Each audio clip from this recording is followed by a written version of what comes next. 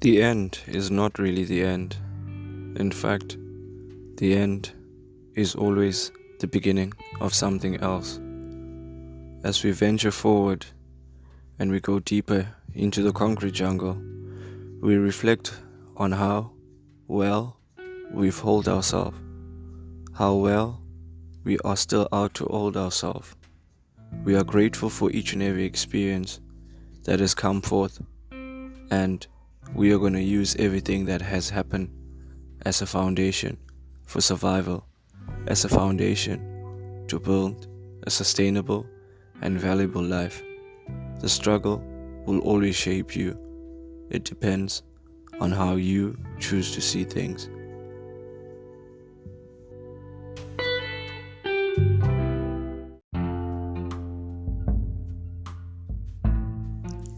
The struggle will always continue.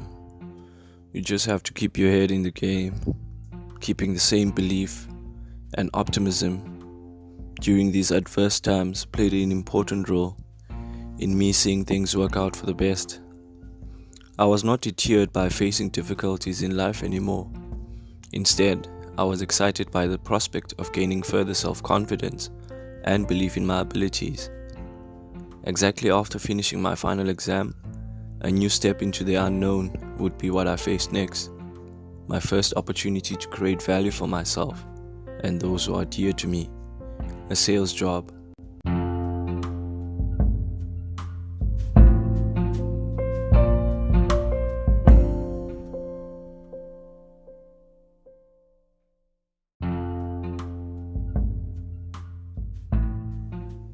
Trust me, I had to see this one out. And keep in mind that I was going to learn as the journey continues. Such a scary and exciting time. All the love and appreciation for the opportunity to my buddy and brother who provided me my first opportunity at work.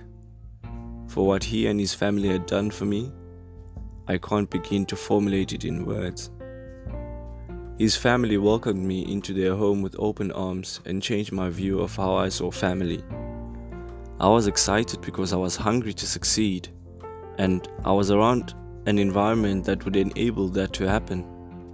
It practically changed the viewpoint of how I saw the idea of family.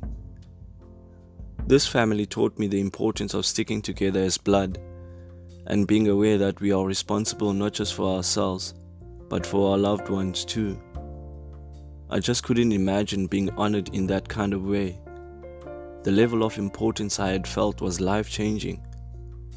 To be given this opportunity to work was a level higher than I had expected. I was not going to let myself down. For the love and the appreciation I received, I was fulfilled. Even though the job opportunity was on a temporary basis, I had earned my first form of income. This was a kickstart to the amazing possibilities with income. For once, I knew that I could be of value, and I could exchange that value.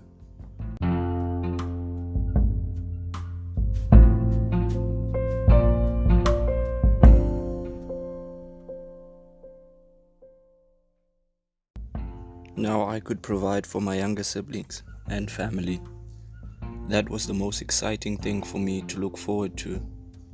I felt different and acted different too. My mindset started shifting towards a mindset of possibility. The amount of joy and bliss I was in was intense. Misery was no longer a dominating factor. The environment of comfort and love played its part in the confidence as well as how I viewed myself openly. With great value, I started to understand that this is my sole responsibility to develop myself into a valuable human being who would be worthy of the desired opportunity and growth I seeked. I'd been fighting a battle within myself that I had to conquer. I always thought that everything has to be a constant struggle, and I needed to be a certain way to be accepted, follow the social norms, and still I was not happy, nor pleased about who I was. I started to do some self-introspection, engaging myself in activities that promoted self-love and self-care. This had all happened after I had lost a job in which I had kept for a while, and also a very close and intimate relationship. Losing has taught me how important the relationship I have with myself before any relationship. A very dark moment, and I had to face myself. It was me against me. Awareness was going to be foundation to approaching things a different way, the biggest obstacle in the way. Even when you lose, you still win. The loss of these valuable relationships gave me opportunity for myself to take meditation quite seriously. I'd been introduced to it by a friend a few months ago, but I hadn't taken it into full mind. This wasn't until I was left with nothing by myself that I decided it was time to face the inevitable.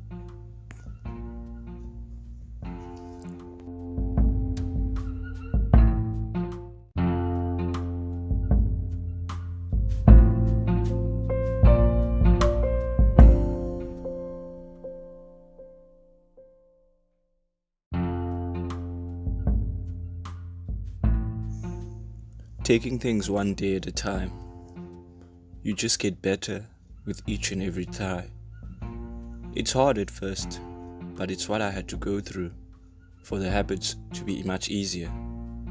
It takes huge amounts of courage to face your inner demons, and meditation offered me great opportunity to.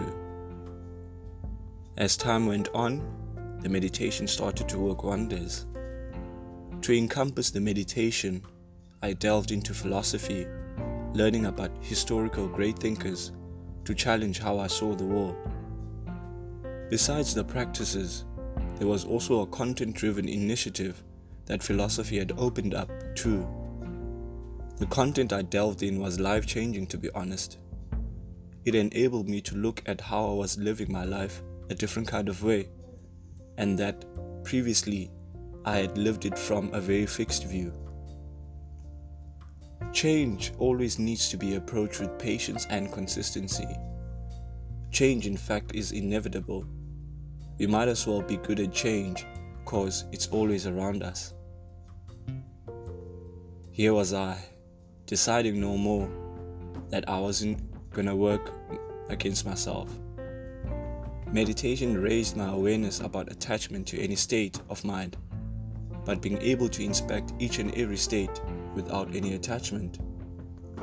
The willingness and trust in the divine reignited, and my belief kept on growing stronger and stronger. I was taking things as they came. First things first, acknowledgement of the fact that I am here right now. What matters most is being aware before I can think about how to change anything. Just awareness. There's plenty we can learn about others and also about ourselves if we just sit and observe. There's plenty of power in silence and in observance. Until next time, namaskari, namaste.